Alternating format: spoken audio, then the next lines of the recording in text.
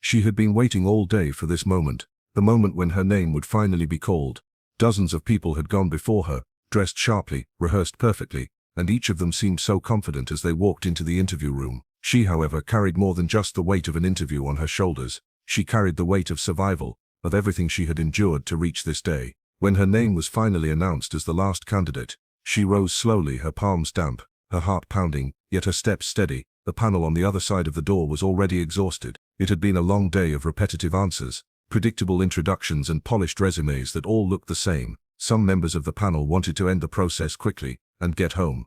But when she entered, something about her presence was different. She didn't try to impress them with extravagant clothes or flashy confidence.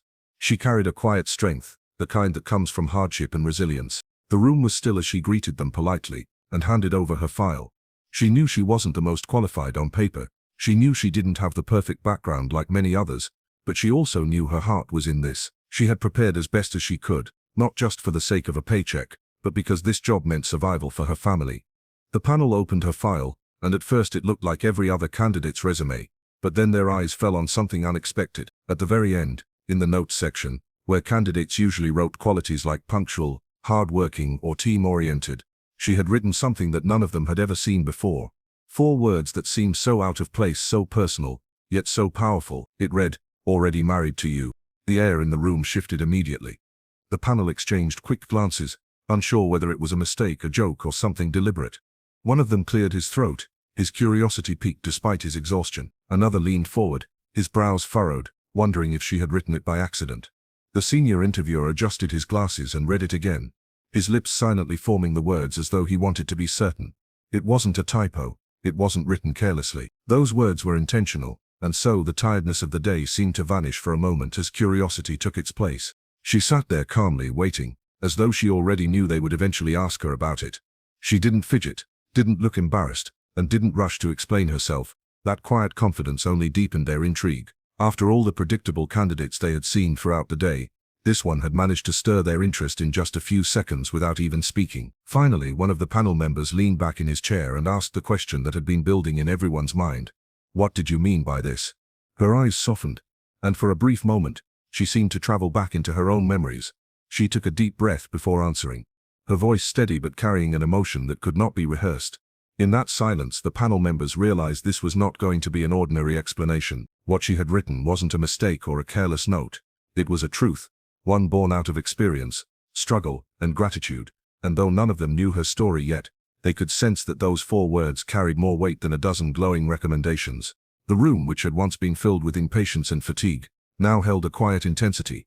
For the first time that day, the panel leaned in, not just as interviewers, but as listeners, waiting to uncover the meaning of something that went beyond a typical job application. She had been the last candidate, the one they had almost dismissed in their minds before she even entered, yet she was the only one who had managed to capture their attention completely. Little did they know, those 4 words were about to unravel a story that would change the course of the interview and leave a mark none of them would ever forget.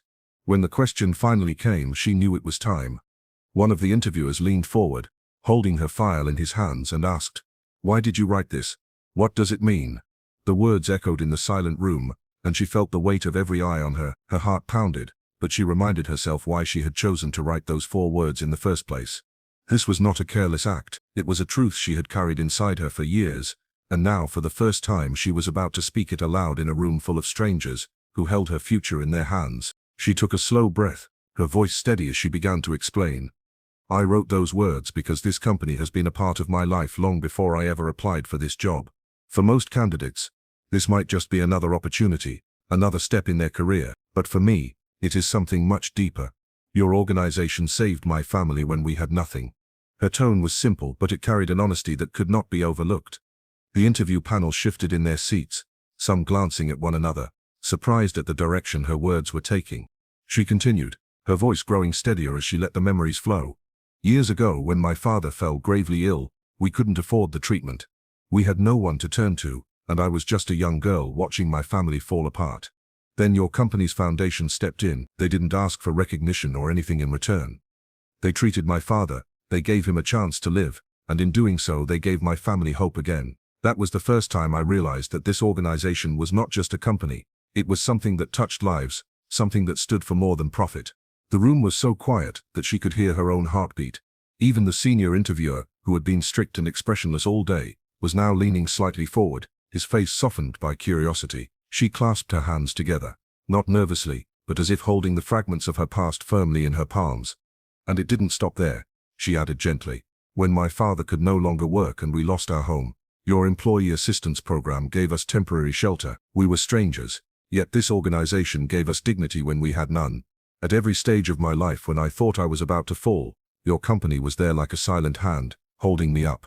Her voice trembled slightly, not out of fear, but from the rawness of truth.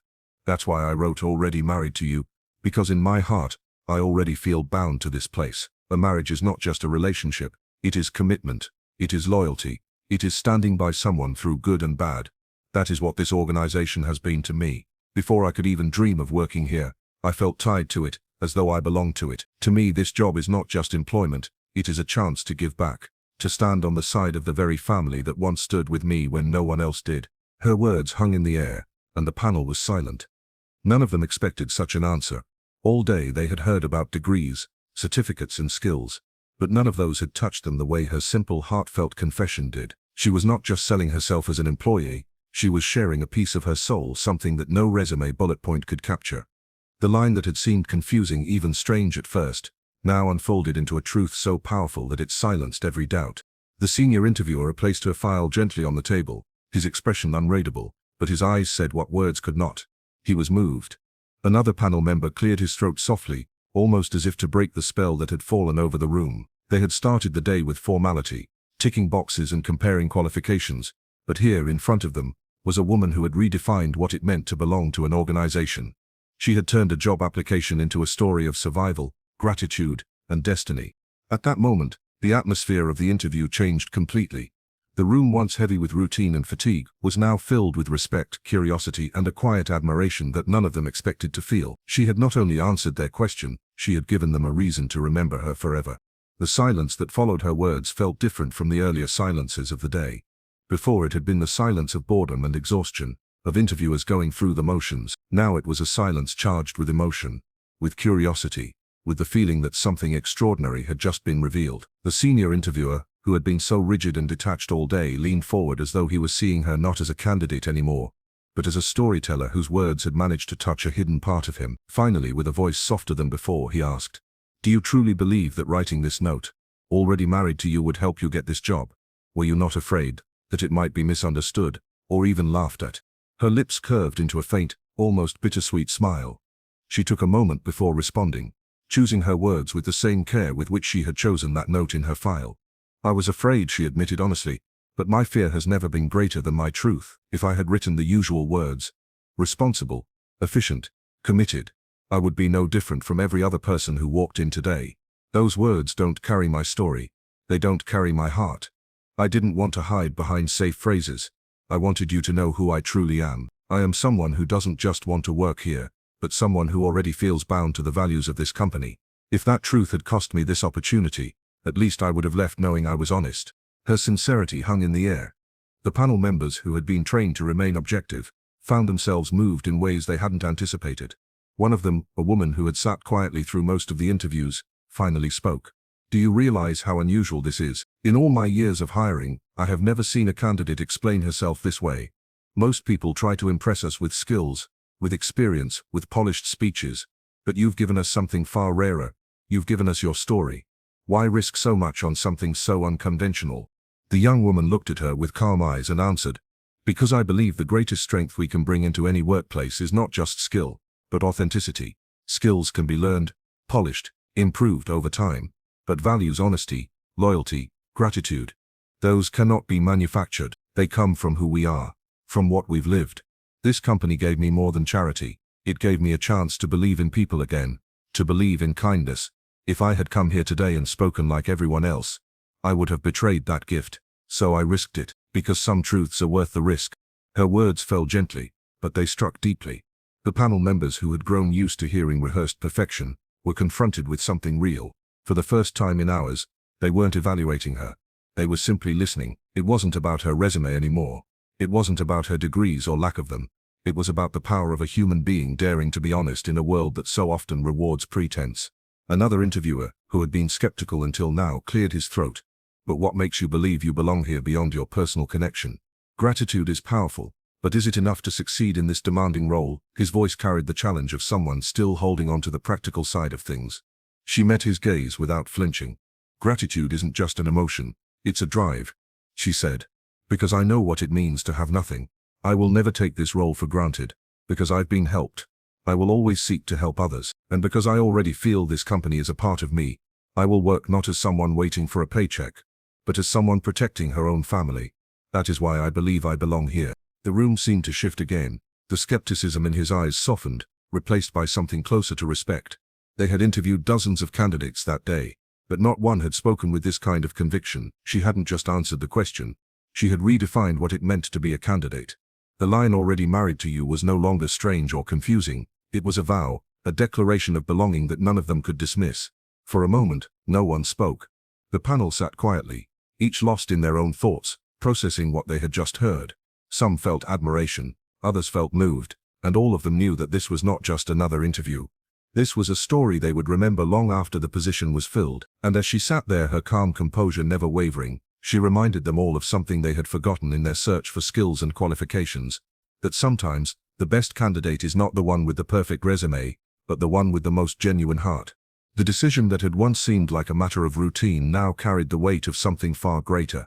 The panel, who had been prepared to end the day with nothing more than a few names on a shortlist, found themselves struggling to maintain the professional distance they had always kept. They looked at her not as a candidate anymore, but as someone who had reminded them why their company existed in the first place. The silence in the room lingered, heavy yet filled with respect, until finally the senior interviewer, who had been so reserved, spoke again, his tone softer than anyone had ever heard from him. "You've given us something we didn't expect today," he said. "Your words will not be forgotten." The others nodded almost instinctively. They could feel the truth of what he meant. This wasn't about checking boxes anymore. It was about honoring a story that reflected their values better than any corporate slogan ever could. She lowered her gaze humbly, not out of fear but out of respect for the gravity of the moment. For her this was not a performance. It was her life. The fact that they had listened with such attention was already more than she had expected. Another panel member leaned forward, setting her pen down as though the act of note-taking had lost all main. "You've carried yourself with honesty and dignity," she said, her voice carrying a warmth that hadn't been there earlier in the day. "That is rarer than we admit. In all the interviews I've conducted, very few people have spoken with such conviction. It's not something we can measure, but it's something we all feel." The others murmured in quiet agreement, the tiredness of the day replaced with something deeper, a kind of quiet gratitude for having witnessed this moment. At last the senior interviewer placed her file gently on the table and folded his hands. "We've heard enough," he said firmly, but not unkindly. "You've reminded us of something important today. Skills can be taught, but values cannot.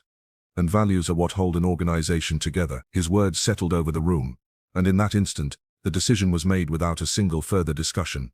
She was not just the last candidate. They knew she was the one they had been waiting for all along. Her eyes filled, not with tears of weakness, but with the quiet, powerful tears of someone who had finally been seen. She bowed her head slightly, whispering a thank you that came from the depths of her soul. The panel rose one by one, not with the mechanical movements of interviewers ending a long day, but with the silent acknowledgement that they had just chosen someone who would change more than a department. She would change the spirit of the place. As she walked out of the room, her steps were lighter than when she had entered. The hallway, which had felt cold and daunting only minutes earlier, now felt like a path opening toward her future. She carried no certificate of victory in her hands, no signed contract yet in her grasp, but she carried something far stronger, the knowledge that she had been chosen not because she fit the mold, but because she had dared to break it. Inside the room the panel remained seated for a moment longer, each of them silent, reflecting. They had interviewed countless people in their careers, and most of those faces had blurred together over time. But this one, this young woman with her simple words, "already married to you," would remain etched in their memories forever. It wasn't just that she had earned the job, it was that she had reawakened in them the very reason they had chosen this line of work in the first place: to make a difference, to create impact, to stand for something greater than themselves. By the time they packed up their files and prepared to leave, the exhaustion of the day no longer weighed them down. Instead, they carried with them a renewed sense of purpose. She had given them a gift that went beyond a candidate's duty. She had reminded them that sometimes destiny walks in not with polished perfection, but with scars and gratitude. And those are the qualities that truly change an organization. And so, though she had been the very last candidate, the one they almost dismissed before she even entered, she became the first name they wrote down with certainty. Already married to you was no longer just a strange line on a resume. It was now a vow they understood, a reminder of the bond between a company and the people it touches. In choosing her, they weren't just hiring an employee, they were welcoming someone who already belonged, someone who carried their values not on paper but in her very being. And that day, the story of the last candidate became the story that every member of the panel would carry for the rest of their lives.